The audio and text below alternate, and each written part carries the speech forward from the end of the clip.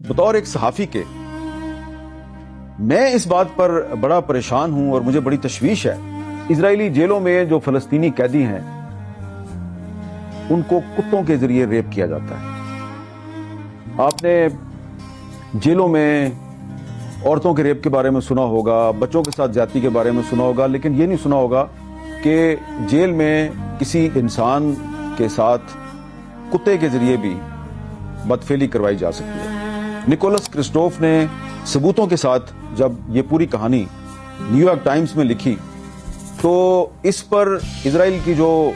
وزارت خارجہ اس نے بھی تردید کی ہے، اور بہت سے جو امریکی اخبارات ہیں انہوں نے بھی نکولس کرسٹوف کے خلاف ایک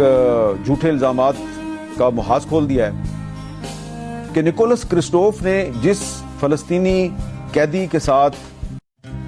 دریائے اردن کے مغربی کنارے پر خود ملاقات کر کے کہانی لکھی ہے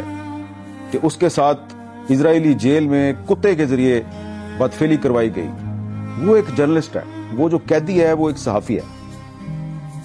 اور یہ ایک صحافی کی کہانی نہیں ہے، یہ بہت سے فلسطینی صحافیوں کی کہانی ہے. اور یہ جو نکولس کرسٹوف کی جو پوری سٹوری ہے، جو امریکہ سے چل کے وہ ویسٹ بینک پہ آئے اور انہوں نے 13-14 فلسطینی قیدی جو کہ اسرائیلی جیل سے رہا ہوئے تھے ان کے ساتھ ملاقات کی اور پھر ثبوت اکٹھے کیے اور پھر ان کا آرٹیکل جو ہے وہ نیو یارک ٹائمز نے چھاپ دیا. تو اس پر جو طوفان برپا ہے امریکہ میں بھی اور اسرائیل میں بھی اور کچھ یورپی ممالک کے میڈیا میں بھی الزامات لگائے جا رہے ہیں کہ یہ جھوٹ بولا جا رہا ہے، جھوٹ بولا جا رہا ہے. تو اس پر بہت سے جو ہمارے جو فلسطینی صحافی بھائی ہیں وہ یہ پوچھ رہے ہیں کہ یہ جو 57 کے قریب مسلم ممالک ہیں یہ ان کی حکومتیں کیوں خاموش ہیں اور ان میں سے کوئی آواز کیوں بلند نہیں ہو رہی. اور ایسا لگتا ہے کہ جو نکولس کرسٹوف ہے جو کہ ایک امریکی صحافی ہے اس کی اگر نوکری نہیں جاتی تو کسی نہ کسی طریقے سے اس کی زندگی ختم کرنے کی کوشش کی جائے گی،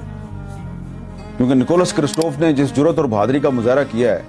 وہ عام طور پہ دیکھنے میں نظر نہیں آتی. تو آج میں آپ کی خدمت میں یہ عرض کرنا چاہتا ہوں کہ نکولس کرسٹوف کا جو کالم ہے کیونکہ نیو یارک ٹائمز میں شائع ہوا اس لیے اس پہ بہت زیادہ شور مچا، لیکن یہ بات جو ہے یہ پہلی دفعہ سامنے نہیں آئی. میں نے بھی جب کچھ دوستوں سے بات کی، کچھ فلسطینی صحافیوں سے گفتگو کی، کچھ ریسرچ کی تو پتہ چلا کہ نکولس کرسٹوف نے کوئی یہ جو بات کی ہے کہ اسرائیلی جیلوں میں جو فلسطینی قیدی ہیں، خاص طور پہ جو فلسطینی صحافی ہیں، ان کو کتوں کے ذریعے ریپ کیا جاتا ہے، تو یہ اس نے کوئی بات پہلی دفعہ نہیں لکھی. یہ بات پہلے بھی منظر عام پر آ چکی ہے، لیکن